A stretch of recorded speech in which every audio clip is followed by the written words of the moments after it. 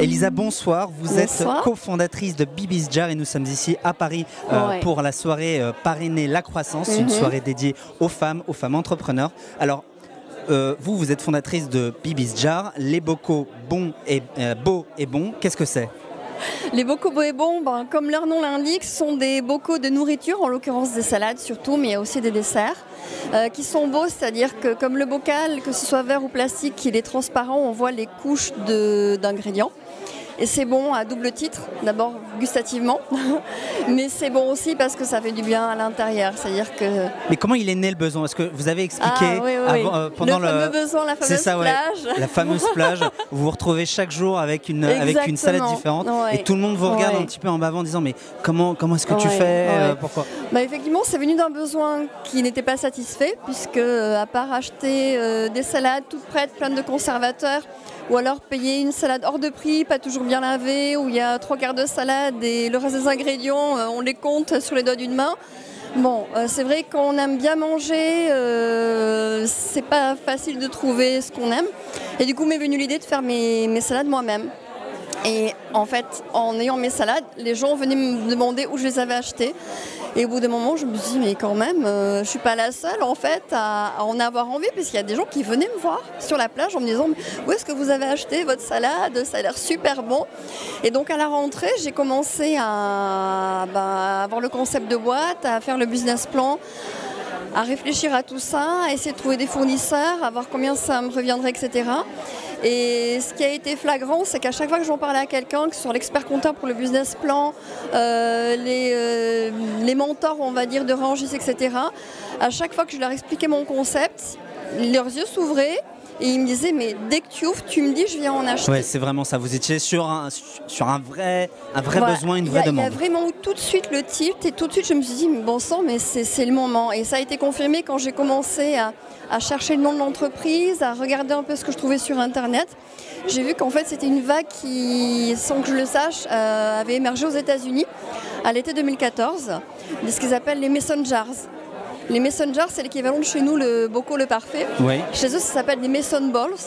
Et ils sont habitués, il y a énormément de blogs aux États-Unis où les gens ont des recettes pour faire leur salade en bocal. Alors ça, vous ne le saviez même pas?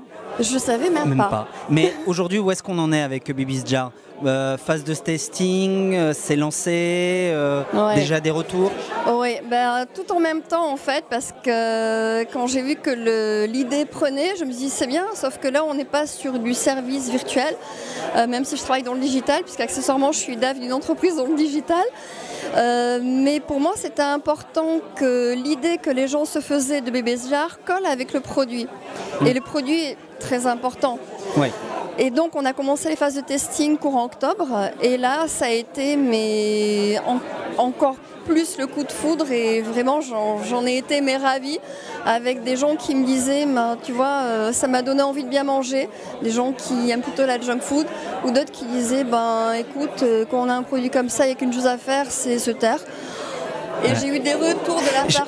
J'insiste même parce que vous nous avez expliqué travailler avec des hommes. Alors les hommes et la salade, c'est pas tellement ça. D'ailleurs, je me mets un peu dans le lot. Moi, je préfère un peu la viande, un bon gros poulet ou une bonne viande bien juteuse. Ouais. Mais là, vous êtes dit, ok, je relève le défi. Je vais vous créer une salade qui va vous plaire à vous et qui va être masculine. Enfin, en tout cas, qui va correspondre à votre image d'un bon plat. Exactement. Effectivement, je ne travaille qu'avec des hommes et en fait, quand j'ai commencé à lancer mon idée, ils me regardaient du coin de l'œil en disant encore un truc de fille, mais tu auras que des filles comme clientes, on aura fini ta salade, on aura encore faim. J'ai dit, mais l'ADN de Bibi's Jar, c'est pas ça. C'est justement de manger beau, bon, mais sans avoir faim après. La salade te suffit. Et du coup, ils m'ont... Bon, je suis d'origine basque, et si ça m'a un peu titillé quand même, leur défi. Et j'ai créé une salade de leur attention qui s'appelle la Easy Rider, parce alors, il y a quoi dedans? Ils sont tous motards. La Easy Rider, c'est la salade de gésier de Bibi's Jar, où on va retrouver des pommes de terre, on va retrouver des champignons, on va retrouver des figues, des gésiers évidemment, des graines, Voilà, et en fait, 600 millilitres de Easy Rider, honnêtement, après, même un bon motard, il est calé.